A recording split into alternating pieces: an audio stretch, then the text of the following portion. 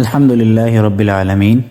والعاقبۃ للمتقین والصلاة والسلام علی رسولہ الانبیاء والمرسلین اما بعد۔ قابل احترام ناظرین سامعین، السلام علیکم ورحمۃ اللہ وبرکاتہ۔ آج ہم جس موضوع کو سمجھنے جا رہے ہیں وہ یہ ہے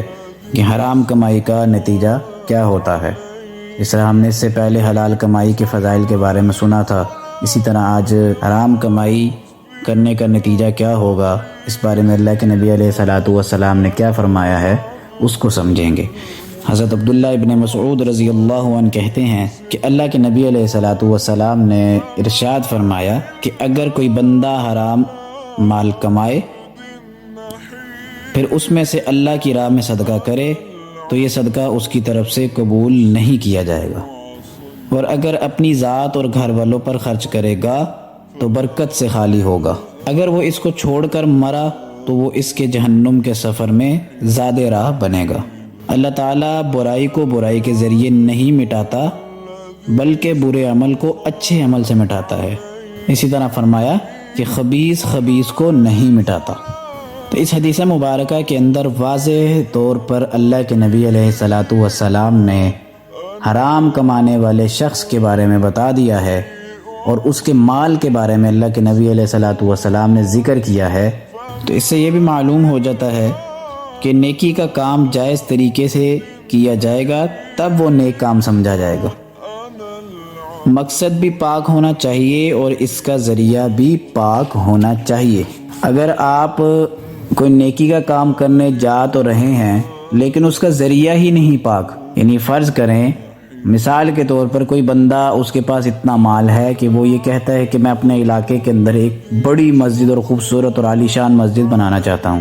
لیکن وہ جس کمائی سے بنانے جا رہا ہے وہ کمائی تو حرام کی ہے، تو پھر اس قسم کا اس کا عمل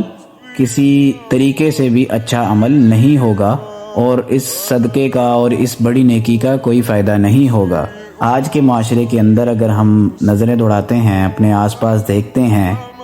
جس طرح دنیا ترقی کی طرف جا رہی ہے اسی طرح لوگوں کے اندر سے یہ شعور ختم ہوتا جا رہا ہے کہ حلال کیا ہے اور حرام کیا ہے۔ یعنی لوگ یہ سمجھنے لگ گئے ہیں کہ جس بھی ذریعے سے آمدن آتی ہے،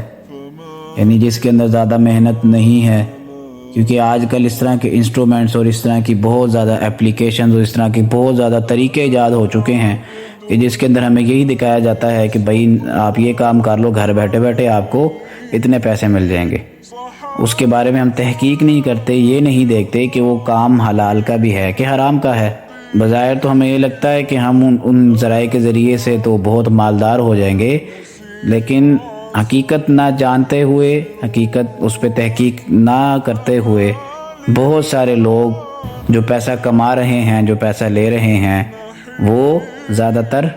حرام کا ہے۔ اللہ کے نبی علیہ الصلوۃ والسلام نے جو ایک آدمی کی مثال دی تھی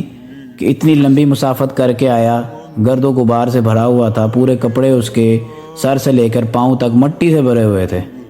تو پھر جب وہ اللہ تعالیٰ سے آگے ہاتھ اٹھا کر دعا کرتا ہے تو اللہ تعالیٰ اس کی کسی دعا کو قبول نہیں کرتے، کیونکہ اس کا کھانا پینا اور اس کا اوڑھا ہوا لباس، یعنی لباس پہنا ہوا جو تھا وہ سب حرام کا تھا، تو اللہ تعالیٰ پھر اس کی دعائیں کیوں قبول کریں؟ ایسی بہت ساری مثالیں ہیں جو ہمارے معاشروں کے اندر بھری پڑی ہیں کہ مسلمان لوگ بھی بلا تحقیق کے مال کمانے کے لیے یا ایسے ذرائع سے مال کما رہے ہیں جو شریعت اسلام کے نزدیک تمام ذرائع حرام ہیں۔ تو اللہ تعالیٰ سے دعا ہے کہ ہمیں شریعت اسلام کے تمام احکامات کو سمجھنے کی توفیق دے۔ اقول قولی ھذا استغفر اللہ لی ولکم ولسائر المسلمین واستغفروہ انہ هو الغفور الرحیم۔ صدق اللہ العظیم۔